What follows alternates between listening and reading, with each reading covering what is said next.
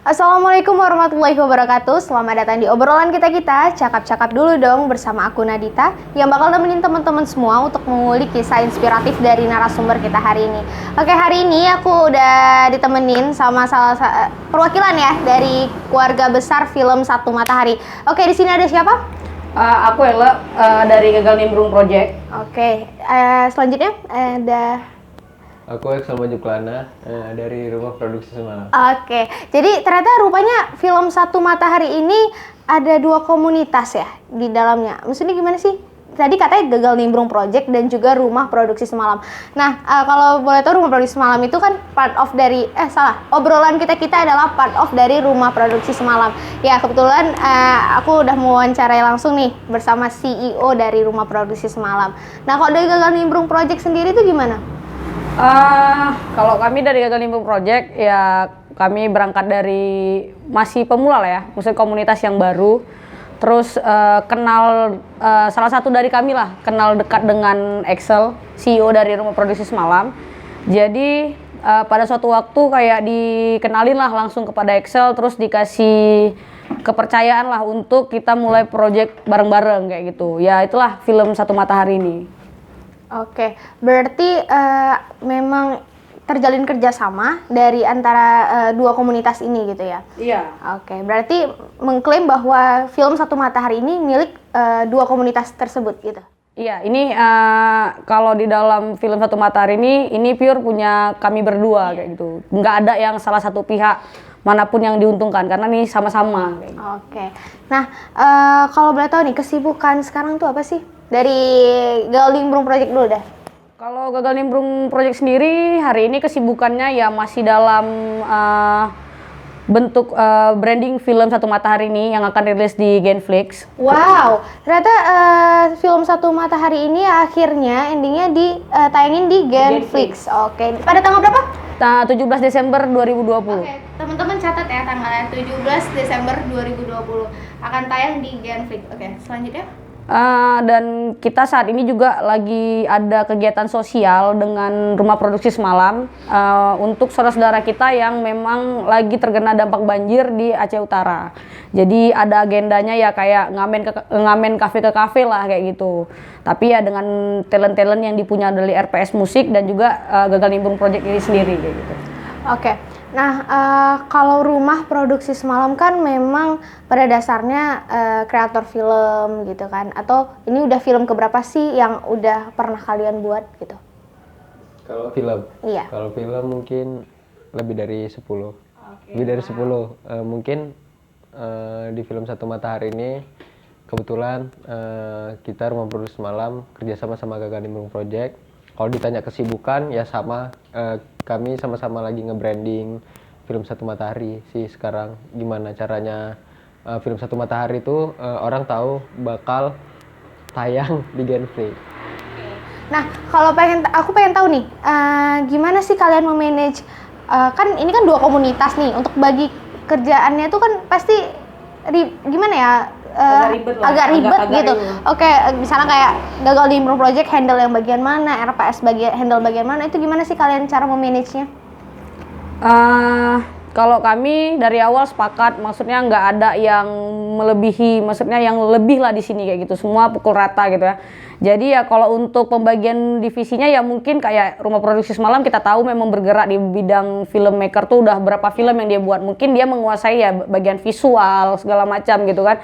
Yang teknisnya lah gitu. Mungkin yang kayak Gagal Nimbrung sendiri dikasih kepercayaan, salah satu dari kami ini menjadi penulis skenario gitu, itu ada Edo. Terus aku sendiri jadi dikasih kepercayaan juga sama kawan-kawan untuk jadi eksekutif produser dalam film ini gitu. Dan lain-lainnya dari GNP dan Rumah Produksi Semalam ya seperti aku bilang tadi, yang RPS mungkin megang yang lebih teknisnya. Tapi kalau untuk GNP mungkin yang lebih untuk ngelengkapinnya lah apa-apa yang kurang dari bagian divisi-divisi film Satu Matahari ini. Oke, jadi memang sudah ada pembagiannya, itu memang udah kesepakatan bersama gitu ya kan. Nah, kalau boleh tahu dong sedikit cerita Satu Matahari itu sebenarnya film berjenis apa sih? Kalau itu mungkin Excel lah yang bisa Oke. jelasin kayak gitu kan status. Ya boleh, sutradara karena film ini. mungkin teman-teman udah ada yang tahu, udah pernah ada yang nonton, ataupun memang kemarin itu nggak ini ya, tiketnya kehabisan gitu kan. Salah satu teman aku juga ada sampai WA aku, aduh gimana ya tiketnya kehabisan gimana. Dan karena emang kalian sediain tiket itu sampai berapa sih? Kalau untuk penayangan perdana kemarin ya gala primernya kami nyediain tiket itu 300 tiket. 100-nya ya undangan lah ya, 100-nya undangan itu keluarga dengan para tamu undangan lainnya. 300 tiket itu sold out di 5 hari. Di 5 hari sudah sold out. 300 tiket. 300 tiket. Itu pasti tetap memakai protokol kesehatan ya Tetap pastinya. dong, tetap ada protokol kesehatannya, tetap jaga jarak dan lain sebagainya. Oke, balik lagi tadi ke pertanyaan semula. Sebenarnya film Satu Matahari ini tuh berjenis apa sih? Kalau jenis filmnya, genrenya, genre film Satu Matahari ini drama keluarga lah bisa dibilang. Oke, drama keluarga. Nah, untuk aktor-aktornya itu kalian mencarinya di mana? Emang orang-orang Langsa atau teman-teman kalian atau gimana? Ini Pak Ella bisa jelaskan. Kalau untuk aktor aktrisnya sendiri, berhubung awalnya kan ini karena film pendek ya. Awalnya kan kawan-kawan bilang kayak, yuk kita tunjuk-tunjuk orang awalnya. Terus tercetus ide kayak kita buka casting aja gitu, kayak ya layaknya film layar lebar lah kayak gitu kan. Terus ya udah berani ngambil keputusan yang kayak gitu, kita open casting. Kemarin tuh peserta ada sekitar berapa ya? Lumayan rame. Kami buka casting di salah satu rumah kawan-kawan kami juga di Satu Matahari ini. Ya alhamdulillah orang-orang yang main aktor aktris lah yang main di dalam Satu Matahari saat ini tuh yaitu hasil seleksi casting yang kami buat. Oke, berarti memang sudah ada open castingnya terlebih dahulu, baru ditempatkan sesuai dengan job desk-nya masing-masing ya. Oke, hari ini kebetulan kita disponsori oleh Hola Cafe. Nah, buat teman-teman boleh diminum, boleh dipilih yang mana aja. Ini aku varian Coklat King. Terima kasih ya buat Hola. Thank you Hola kita. Aku varian tropical sunrise. Satu Matahari nih, sunrise. Oke, kita lanjut nih ya teman-teman. Aku penasaran nih, film Satu Matahari ini sebenarnya menceritakan tentang tadi drama keluarga ya. Iya. Nah itu kalau boleh tahu sedikit cerita aku dengar ya, katanya itu berangkat dari broken home atau apa sih, perceraian gitu? Iya, bisa bilang kayak gitu. Film ini tuh ngangkat isu tentang keluarga, terutama keluarga broken home gitu. Jadi kami mau nampain sudut kalau keluarga broken home tuh itu kan yang paling berdampak itu bukan cuma orang tuanya, tapi juga berdampak bagi anaknya. Tapi dari sekian banyak masalah broken home, kami mau kasih nampak sisi positif dari anak broken home. Nggak selamanya anak broken home tuh nggak bisa survive gitu, tapi ada juga anak broken home yang memang mau berjuang bersama-sama. Oke, berarti memang berangkat dari keluarga dan kalian mengangkat jenis film ini dan tema film ini juga untuk memberikan ngasih tahu nih hal positif ke teman-teman yang nonton bahwa dari perceraian juga masih ada hal yang positif kayak gitu ya. Edukasi, ya benar banget. Tadi aku sempat dengar Elle sebagai eksekutif produser dan juga Excel sebagai sutradara. Nah kalau boleh tahu, eksekutif produser itu sebenarnya tugasnya apa sih? Sebenarnya ya tugas eksekutif produser yang sebenarnya rules-nya lah ya. Job desk-nya adalah sebenarnya ya yang punya budget lah, jadi berhubung karena kami ini independen, karena kawan-kawan semua juga, jadi job desk itu agak dimiringkan sedikit lah dari job desk aslinya. Jadi job desk aslinya jadi lebih sederhana. Jadi kita tuh aku ngebantu si sutradara ini buat melancarkan visi misinya terhadap film ini ya, termasuk ya kita bilang materi lah ya, secara materinya gitu kan, dananya segala macam ya, cari investor yang memang mau sponsori film ini kayak gitu ya. Sulit bagi aku karena ini adalah pengalaman pertama aku kayak gitu. Aku nggak ngerti soal film, aku nggak ngerti soal teknisnya seperti apa, nanti bagaimana cara menghadapi.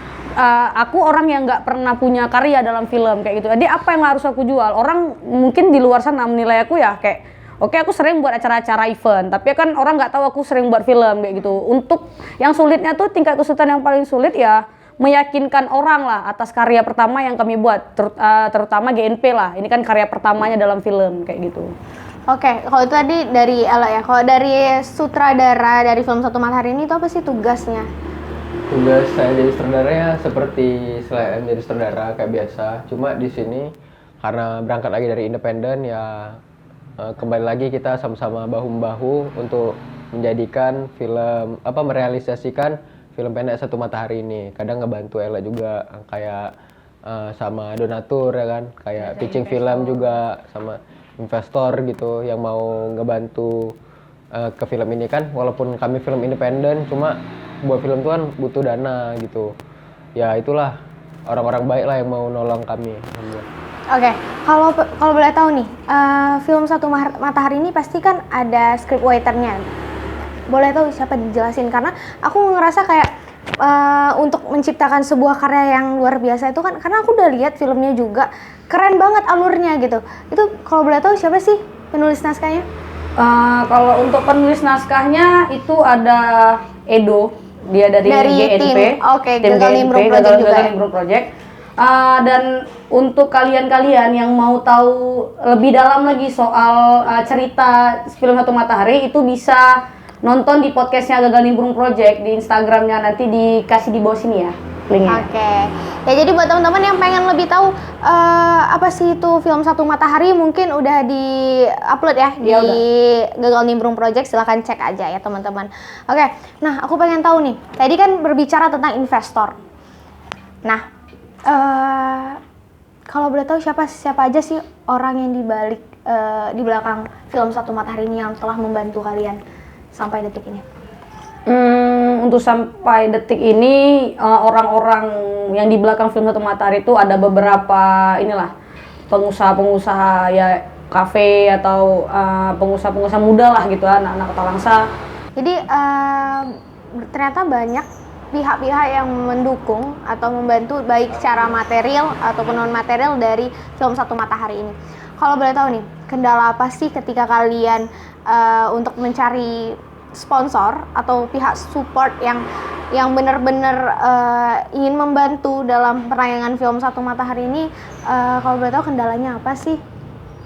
Kalau untuk aku sendiri kendala terbesarnya adalah yang tadi aku bilang juga, ini adalah kali pertama lah aku dikasih kepercayaan menjadi eksekutif produser, terus dengan berangkat dari nggak punya sama sekali karya film nih yang dulu-dulunya, jadi mungkin latar belakangnya nggak dari film gitu kan. Alhamdulillahnya ya, setiap orang yang kami datangin welcome gitu, karena ya dibantu juga dengan tim-tim yang lain termasuk Excel juga nge-pitching filmnya tuh lebih ke arah yang memang betul-betul edukasi. Mungkin itu yang orang notice kenapa mau bantu ya, karena film ini bukan sekedar fiksi atau gimana gitu, karena memang ada nilai-nilai edukasi, nilai-nilai kekeluargaan yang benar-benar relate dengan kehidupan kita yang kita hadapin sekarang kayak gitu. Berarti secara garis besar kalian cara meyakinkan untuk partner support atau sponsor kalian itu dengan cara kalian membungkusnya itu dengan cara yang benar-benar gitulah ya, dengan serius gitu. Jadi buat teman-teman, aku rasa sesuatu hal dengan niat yang baik, dengan usaha yang baik pasti bakal diberi jalan yang baik juga gitu kan. Tadi setelah aku dengar ceritanya, aku jadi pengen nanya, apa sih yang membuat kalian berani untuk membuat film ini? Kayak gitu kan, karena kan kalian tuh dari independen loh. Karena memulai sesuatu dengan proses produksi itu kan pasti mengeluarkan biaya yang banyak kayak gitu. Jikalau lah memang pada saat itu tidak ada sponsor yang mau bergabung, apakah kalian tetap melanjutkan proses film tersebut? Kita udah memang komit. Ketika plan A kita nggak jalan, berarti kita punya plan B nih. Plan B-nya itu yang tadi aku udah jelasin juga, ya kita patung-patungan.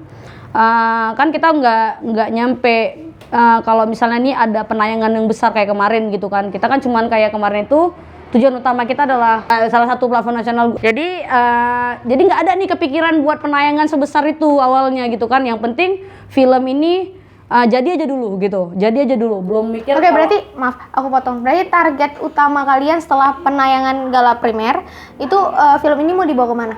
Jadi proses kita nyiapin film di deadline kita di 20 Oktober untuk ngirim file ke salah satu platform nasional. Awalnya cuma di situ tuh. Terus ya karena kesalahan teknis, terus juga memang pengeditannya yang memang butuh proses yang agak lama ya. Jadi lewat 1 hari nih, 21 Oktober baru selesai. Tapi karena memang menurut platform tersebut juga memang nggak bisa ditolong, ya udahlah. Jadi cuma tahun depan. oh bisa, tapi tahun depan. Ya kami kan ngerasa antusiasnya jadi hilang kalau udah tahun depan kan gitu. Jadi kan ini film Satu Matahari ini kan lambat 1 hari, Gar- jadi nunggunya tahun depan. jadi kan ya udahlah. Jadi Excel juga udah bingung nih, terus dia datang ke aku pagi-pagi sama Edo juga penulis, ceritain lah apa yang terjadi pada tanggal 21 Oktober kemarin. Jadi dia cerita proses bagaimana kita nggak bisa segala macam, apakah kita ke YouTube gitu kan, pertanyaannya itu. Aku tahu dari dia sendiri pun dia nggak ingin Satu Matahari ini di YouTube, bukan nggak ingin, lebih kayak punya harapan yang lebih lah, jangan sekedar YouTube gitu kan. Kalau YouTube kan kita bilang ya semua orang gampang lah aksesnya, dia mau ada nilai lebih gitu, ada nilai plus di film ini tersebut. Jadi terus aku bilang ke dia, aku dengerin keluh kesahnya, aku bilang aku cuma nanggepin ya bagaimanapun penanggung jawab atas film ini kan aku nih, aku yang harus mutusin film ini mau aku bawa kemana, kayak gitu, mau kita bawa kemana gitu kan. Jadi aku bilang cuman beberapa kata untuk nyemangitin dia, cuman aku bilang gini, ketika kita nggak bisa masuk ke pasar orang lain, ciptakan pasar sendiri. Jadi aku kayak yang gimana ya, yang kayak nyemangatin dia lah, bahwasanya kita nggak cuma sampai sini kok loh, kita bisa nyiptain lebih banyak pasar lagi dari apa yang kita punya kayak itu, asal kita tahu nih tujuan marketnya siapa, terus bagaimana kita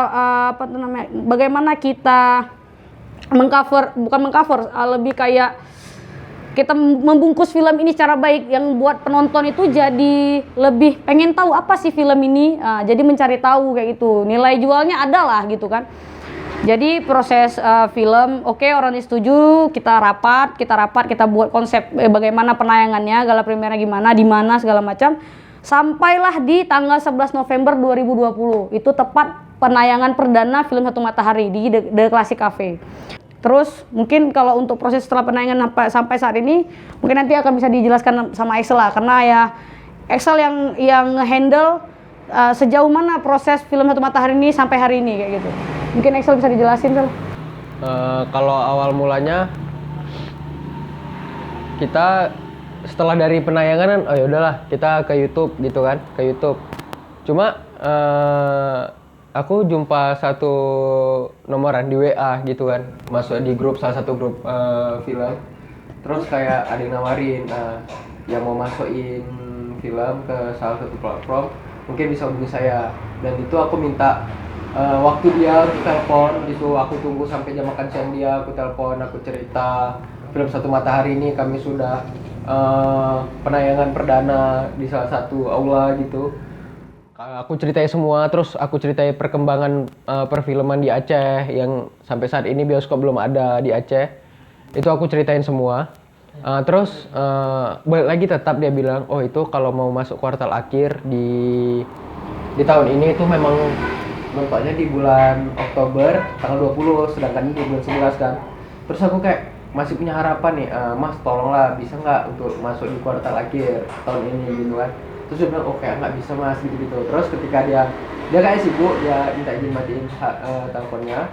Terus aku lanjut di chattingan WhatsApp. Terus kayak Mas tolonglah gitu. Terakhir dia kayak ngasih ya udahlah, nih Mas bantu gitu kan. Dia kasih kayak waktu kurasinya itu seminggu atau 2 minggu gitu, dan kayak konfirmasi dulu ke tim gimana kawan-kawan mau nggak kalau kita nunggu masuk ke platform ini. Bilang apa, udah nggak apa-apa, sekarang kita nunggu gitu kan. Jadi kami nunggu waktu itu, terus pas di awal bulannya alhamdulillah film Satu Matahari keterima di Genflix. Nggak tahu sih, ketika aku ngabari ke kawan-kawan, rasa sedih, rasa haru, semua tuh kayak semua jadi satu kayak gitu. Karena waktu diterima tuh kayak ngingat semua kejadian di waktu kami syuting, waktu kami casting, semua kayak kira kerja keras kita itu terbayar kayak gitu rasaku. Dan filmnya bakal tayang di Genflix pada tanggal 17 Desember. Sebelum dikasih tahu tayangnya kapan, tanggal rilisnya, kayak kami jalani persyaratan dulu, kayak kirim yang dia minta kayak gitu, terus kontraknya. Setelah itu baru dia berarti emang ada prosedurnya dulu ya? Ada. Alhamdulillah. Oke, nah tadi kan Excel dari Ruang Produksi Semalam nih. Seperti yang kita tahu bahwa ini bukan film pertama kalinya yang Excel sutradarai. Nah, apa sih yang membedakan film Satu Matahari ini dengan film-film yang lainnya? Apa sih yang spesial dari Satu Matahari? Kalau dibilang apa yang beda dari film Satu Matahari, kalau menurut aku film Satu Matahari ini karya terjujur yang pernah aku buat gitu. Karena gini, ketika kita nuangi suatu karya itu kita pasti ada tolak ukurnya yang mau kita ambil itu apa gitu, yang mau kita Angkat. angkat itu apa. Dan menurut aku ini pure dari cerita terus dari kemauan aku sendiri dibantu sama kawan-kawan, itu kita buat ceritanya. Kalau menurut aku ini karya paling jujur sih gitu, nggak ada dari kiri kanan itu yang bilang yang mempengaruhi aku itu nggak ada gitu. Menurut aku itu karya terjujur aku, dan kebetulan kerjasama dengan Nimbrung Project yang memang mungkin saat itu mungkin sejalan dalam pemikirannya. Rasa aku itu sih istimewa lah menurut aku. Ya. Harapan kalian buat teman-teman mungkin yang pengen atau terinspirasi nih dari gerakan kalian nih, kan jarang ya kita ketemuin anak-anak muda-mudi yang inspiratif, kreatif, dan mau untuk mulai dari nol kayak gitu. Apa sih harapan kalian, atau mungkin ada kalian kata-kata buat teman-teman yang nonton saat ini? Mungkin dari aku dulu ya. Kalau menurut aku setelah pencapaian kami yang seperti ini, ya mungkin belum tinggi kali gitu, cuma udah ada gerbang lah yang mau terbuka dan kita udah tahu arahnya kemana, pelan-pelan masuk ke industri film. Aku rasa dan aku berharap untuk anak-anak muda yang ada di Aceh, yang ada di Kota Langsa, terus berkarya gitu. Dan setelah ini semoga ada karya-karya selanjutnya dari anak-anak muda Kota Langsa. Itu sih kalau dari aku, harapannya besar. Kalau dari Ella gimana? Kalau aku harapannya ya semoga anak-anak muda Kota Langsa terangsang untuk membuat karya film gitu. Tidak terpaku terhadap RPS maupun GNP kayak gitu. Jadi kami aja GNP sendiri itu cukup berterima kasih lah untuk RPS yang udah mempercayai kami untuk menjadi bagian dari film Satu Matahari ini gitu kan. Kami aja yang sama sekali nggak punya dasar terhadap perfilman, tapi karena memang niat tadi itu memang ada, terus mau belajar juga, usaha bareng-bareng, maka terciptalah sebuah karya besar film Satu Matahari ini. Jadi untuk kawan-kawan di luar sana, jangan malu kalau ketika mau belajar, kepingin belajar ya datang aja. Kita juga nggak menutup diri juga, ya datang aja kalau memang mungkin punya skenario yang udah lama pengen direalisasikan, mungkin bisa kami fasilitasi gitu, kita kerjasama bareng-bareng kayak gitu. Jadi kami berharap GNP dan RPS ini ya menjadi rangsangan lah untuk para pemuda lain untuk membuat sebuah karya-karya lainnya gitu. Nggak harus film, tapi karya apapun itulah. Kami juga support karya-karya anak muda Kota Langsa.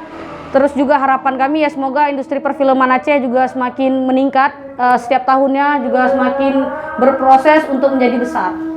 Oke, ya luar biasa sekali ya obrolan kita hari ini bersama dengan sang kreator film juga, dan juga dari salah satu founder Gagal Nimbrung Project ya. Oke.